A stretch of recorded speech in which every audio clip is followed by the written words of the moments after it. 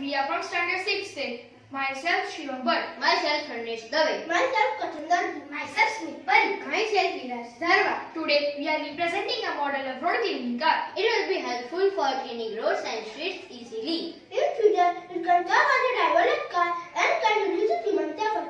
It is an equipment which can clean long distances and wide in width. This system could clean roads easily and could clean various forms of dust, waste, etc. It is helping as a cleaning equipment on road. Material required for the project are plastic box with half footed, 3 motor, 4 wheels, a top coat, thermocol sheet, wheels, then batteries, twigs and wire.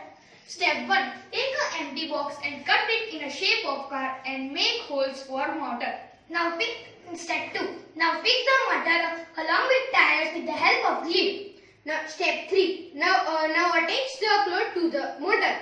Step 4. Now connect the wire to the wheel and the battery. And now our car is ready for cleaning roads. Thank you. I'll show you our model working.